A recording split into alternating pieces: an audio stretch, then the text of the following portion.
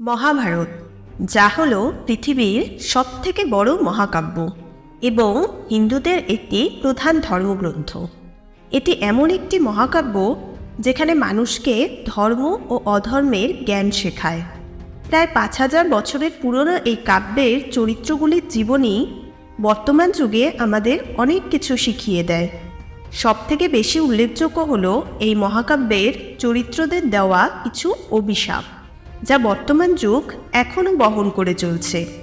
কিন্তু কি সেই অভিশাপ যা এত বছর হবার পরেও মানুষ তা বহন করে চলছে? জানতে হলে ভিডিওটি সম্পূর্ণ দেখার অনুরোধ রইল। তবে তার আগে আপনারা যদি আমাদের চ্যানেলে নতুন এসে থাকেন, তাহলে আদিতথ্য চ্যানেলটিকে সাবস্ক্রাইব করে পাশে থাকা বেল আইকনটি প্রেস করে দেবেন। তাতে পরবর্তীকালে নতুন ভিডিওর নোটিফিকেশনটি আপনাদের মোবাইলে চলে যাবে।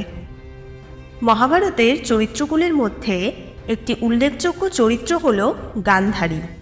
তার দেওয়া একটি অভিশাপ বর্তমান যুগে আফগানিস্তান দেশের মানুষেরা আজও বহন করে চলছেন।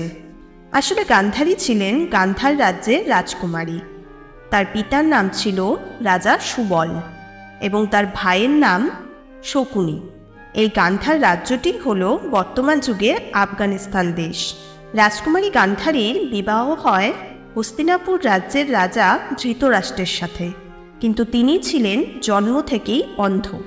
তারপর ধৃতরাষ্ট্র ও গান্ধারীর 100 জন পুত্র ও একজন কন্যা সন্তানের জন্ম হয়। এইদিকে বোনের একজন অন্ধের সাথে বিবাহ হওয়ায় গান্ধারীর ভাই শকুনি কিছুতেই মেনে নিতে পারছিলেন না। ঘটনাক্রমে তার পিতা সুবল মারা গেলে তিনি গান্ধার রাজ্যের রাজা হন। বোনের প্রতি অন্যায় হয়েছে দেখে শকুনি সহ্য করতে না পেরে মনে মনে ঠিক করেন যে তিনি হস্তিনাপুর রাজ্যকে ধ্বংস করে দেবেন।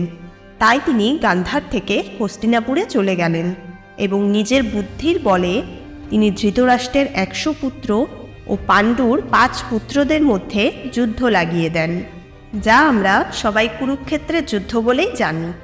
এই যুদ্ধে কৌরবরা পাণ্ডবদের কাছে হেরে যান এবং 100 ভাইয়ের মৃত্যু হয়। 100 জন পুত্রের মৃত্যু দেখে গান্ধারী আর স্থির থাকতে পারেন না। তারপর যখন জানতে পারেন যে তার ভাই শকুনির কারণেই তার পুত্ররা মারা গেছেন, তখন তিনি শকুনিকে অভিশাপ দেন যে গান্ধার রাজ্যের কোনো মানুষ কখনোই শান্তিতে থাকতে পারবে না। আর এই অভিশাপ আজও মানুষ বহন করে চলছে। তাই গান্ধার রাজ্য বর্তমান যুগে, যাকে আমরা আফগানিস্তান বলে জানি, সেখানে সবসময়ই অশান্তি লেগেই থাকে। কোনো সময়ই সেখানকার মানুষ শান্তিতে বসবাস করতে পারেননি।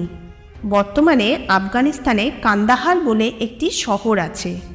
মনে করা হয় এই শহরটি নাকি মূল গান্ধার রাজ্যের রাজধানী, যেখানে শকুনি শাসন করতেন এবং সেখানকার রাজকুমারী ছিলেন গান্ধারী।